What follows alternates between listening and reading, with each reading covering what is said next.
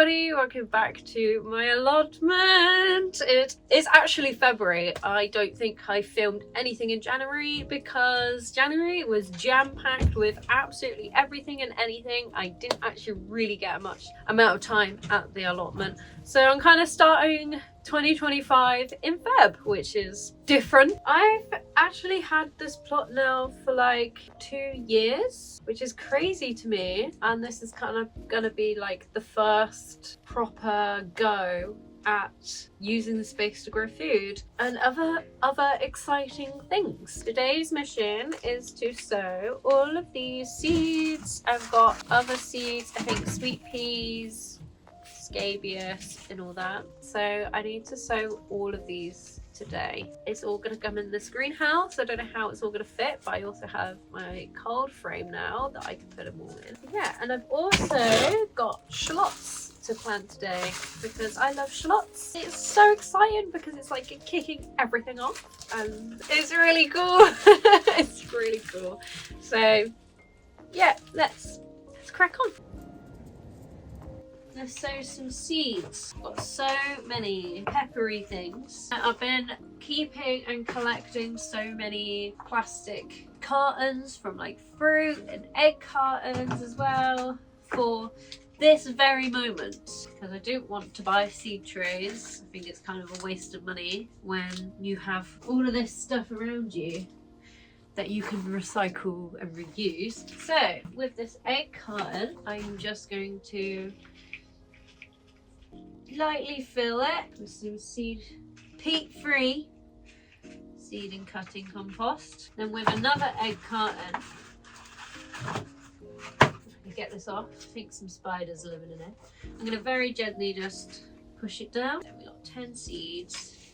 These are jalapenos, which I'm really looking forward to growing. And then I can also pickle. I'm kind of hunched over in a really bad way. So I'm just placing my seeds in the middle, or as close to the middle I can get. Typically with like spicy peppers, you don't actually get a lot of seeds, which is kind of sad, but it is what it is. They've given us more than 10 seeds. They've given us 12. So I've filled up my egg carton now of seeds. You can see them in there. Then I'm going to lightly dust over with some more compost, like so, and then with this one I'm going to squish it down again, compacting it. Just ensures that, you know, the seed is touching soil and the seed is going, it's time to go, let's grow as much as we can. So I really hope they do grow because I really would love a lot of jalapenos this year. So here we go, we're going to do that. And then I'm just going to sprinkle those two on, give them some space to grow. A little bit more on top. And we're going to pat it down gently. There we go. It's easy as this. Put that on that. And then we're going to put this in here. And I know what they are for a minute, and then I'm gonna find something to label them properly so they don't wash away. Last time all of the stuff dissolved in water. So let's do some tomatoes. I don't actually really like eating tomatoes as a whole thing, but I love making sauce with tomatoes, so that's why I'm growing them. I'm growing the Gardener's Delight, which is, to me, a very classic tomato variety, especially for the cherry tomatoes. If it's true to its name, they're going to be delightful. Cover them over. Come on.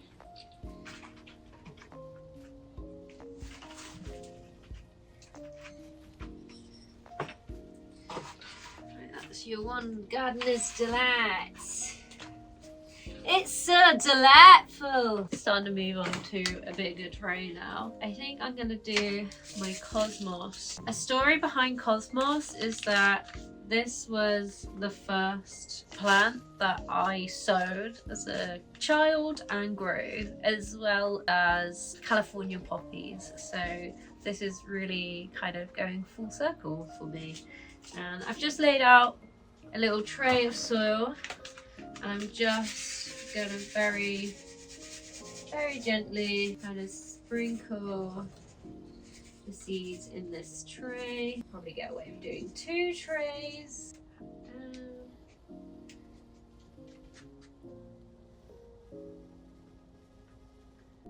You can sprinkle some of these flowers straight onto a bed, but I kind of want to grow them on and grow them up individually, because then I have a more precise placement of them in the pot rather than them being just kind of scattered everywhere. I've now kind of run out of seed compost, which I was at the shop and I was like, do I need to buy 2? No, I'm definitely not planting that much, but lo and behold, I have. Anyway, I've got some cocoa coir from all of my houseplants here, and I thought, let's make some. I had a dried cocoa coir block that is now rehydrated. I have some sand, so Ninja sand. Bet you don't think I'll be using it for seedlings. I'm gonna put a good chunk of sand in there. The thing with like a seedling kind of compost, you want it to be as light as possible, because these guys' roots are so fine and so delicate. You're gonna want to give them a really nice light structure to grow in. So the sand will help with the fine roots. Now, you haven't experienced gardening until you've mixed compost or done something where it's so cold your hand goes bright red. Probably not the best idea, but we just crack on. And then to now make it the lightness, I have got some vermiculite and I've got some perlite. I'm going to probably use this whole packet in this. I'm probably going to use some perlite just to ensure that this compost is super light for these seedlings, and as I want them to have the best start in life. So this is it so far.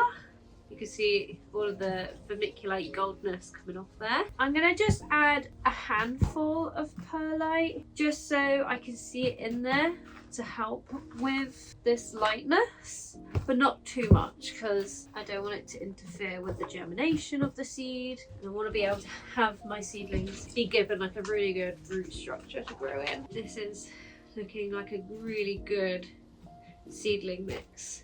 The aim of a seedling mix is to get your seed to germinate. So let's compare. This is the seed and cutting compost, and this is my one. You would say this looks a lot nicer and healthier. Let's see how my seedlings grow in it. I've got high hopes.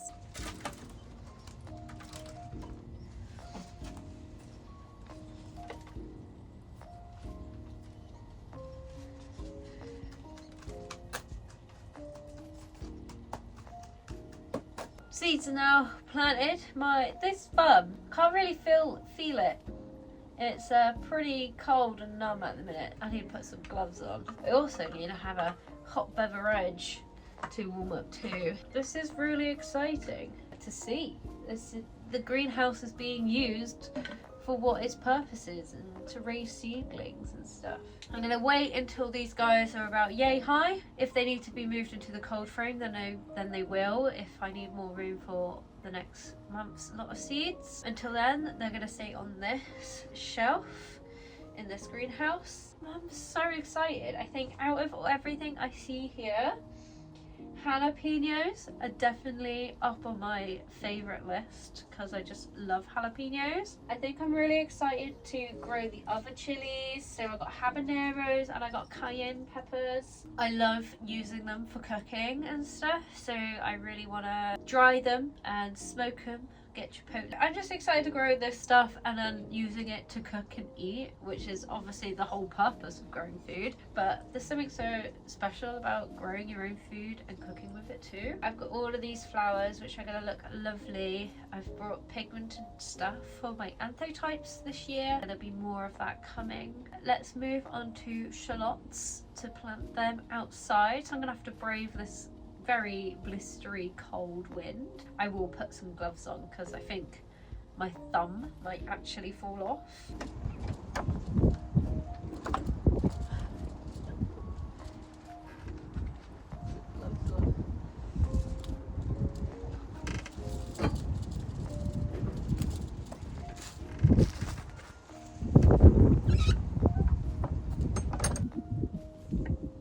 Lots next to the garlic. Rule of thumb, you always keep your root vegetables together. So I'm going to make a lovely little line next to the garlic. Got to be careful because I did plant tulips here. Completely forgot what the plan was. Next to the garlic, a couple of row of shallots. So let's get to it.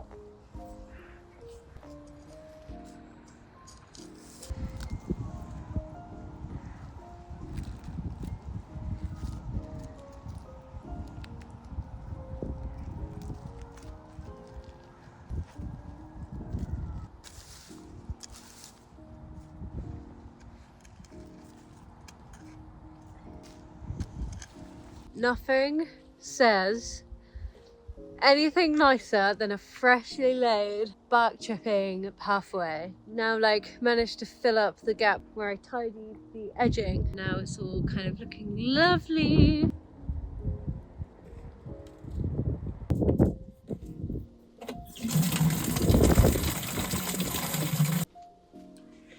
Time to water the little babies.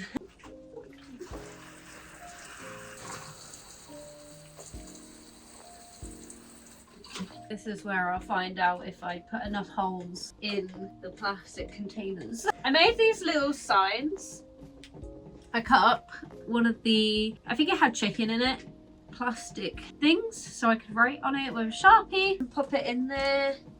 Again, plant labels are just something I'm just not going to buy. I'm going to find a way to make them. Last year I was shaving a wooden stick and then writing on that, but that kind of failed as to keep track on what was growing. At least it won't wash off every time I water, which is what I want. I'm probably not going to need water for a very long time because it's so cold. When watering seedlings, it's very important to have your rows on your watering can, because if you have a really heavy water, it's gonna disperse the soil and rinse away the seed.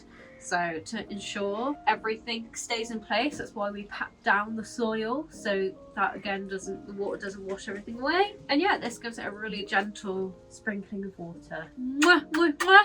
Love you all. Germinate please. I really want a lot of it.